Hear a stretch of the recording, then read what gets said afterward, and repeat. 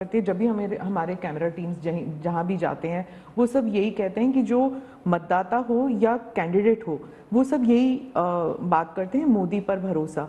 तो have we come to this situation जहाँ पे पहले बोला जाता था कि Indira is India, India is Indira, और अब है मोदी इज भारत, भारत इज मोदी। क्या उस लेवल पर पहुंच गए हैं? ऐसा है कि देश ये कहता है, और जो मैं खुद भी फील करता हूँ, कि ये माँ भारती का बेटा है, ये माँ भारती का संतान है। उससे ज़्यादा न लोग मुझे मेरे लिए सोचते हैं, न ही मेरे लिए बोलते हैं। भारत माँ का संतान है, माँ की सेवा कर रहा है, तो इतना ही बहुत है। मैं राम मंदिर प्राण प्रतिष्ठा की बात करती हूँ। इसको एक राजनीतिक रंग नहीं चढ़ना चाहिए था, लेकिन हो गया है। और जब इलेक्शंस आ गए हैं तो फिर चाहे ऑपोजिशन हो या बीजेपी हो, एक दूसरे पर आरोप लगाते हैं, तुम पापी तुम पापी। कांग्रेस कहती है कि इसका राजनीतिकरण बीजेपी ने किया इसलिए वो पापी है। बीजेपी कहती है कि न्योता देने के बावजूद आप प्राण प्रतिष्ठा में आए नहीं इसलिए आप पापी हैं। तो इसे आप कैसे देखते हैं? पहली बात है कि इसका राजनीतिकरण किसने किया, और इसको आज की घटनाओं से मत। जब हमारा जन्म भी नहीं हुआ था, हमारी पार्टी पैदा भी नहीं हुई थी, उस समय अदालत में ये मामला निपटाया जा सकता था, समस्या का समाधान हो सकता था। भारत विभाजन हुआ तो विभाजन के समय ये तय कर सकते थे, चलो भाई इतनी इतनी चीजें ऐसा कर लो। वो नहीं किया गया। क्यों?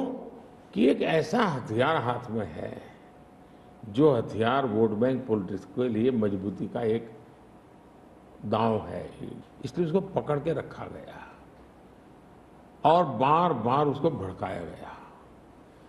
अब जब ये अदालत के अंदर मामला चल रहा था, अदालत में अभी जजमेंट ना आए वहां तक कोशिश की गई।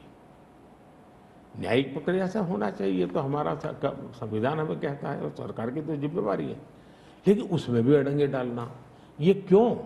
क्योंकि उनके लिए ये राजनीतिक हथियार था, ऐसे लोगों के लिए। और देखिए, राम मंदिर का ऐसे लोग हैं, राम मंदिर कर रहे हैं, तुम्हें मार देंगे, ऐसा करके वोट बैंक बनाने का एक तरीका था।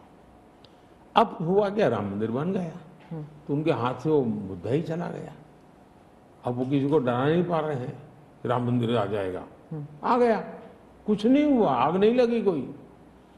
दूसरा, इनकी प्रकृति, आप सोमनाथ मंदिर से लेकर के अब तक की घटनाएं देखिए, वे भारत की मूलभूत आस्थाएं, भारत का मूलभूत जो पिंड है, उसके प्रति नेगेटिविटी लेकर के ही देश में वो अपनी बातें। अब सोमनाथ मंदिर को क्या प्रॉब्लम था? सरदार पटेल थे, डॉक्टर राजेंद्र बाबू को जाना था, वहां तो न जनसंघ था, न भाजपा था, न आरएसएस थी, न कोई लड़ाई थी, लेकिन उन्होंने मना कर दिया जाने। वो जो नेहरू जी की जो चिट्ठी थी, हाँ, जो भी है। अब ये और वो परंपरा आज भी चल रही है कि प्राण प्रतिष्ठा का निमंत्रण मिले और आप उसको ठुकरा दें। सचमुच में तो आपको गर्व होना चाहिए कि ये राम मंदिर निर्माण करने वाले जो भी लोग हैं, जिन्होंने संघर्ष भी किया है, वे आपके सारे पाप भूल करके, सारे आपके गुनाह भूल करके घर में आकर के आपको इनवाइट कर रहे हैं और नए से व्यवहार शुरू करना चाहते हैं। आप उसको भी उस पुराने मिजाज से ठुकरा दे, तब लगता है कि आपके लिए वोट बैंक एक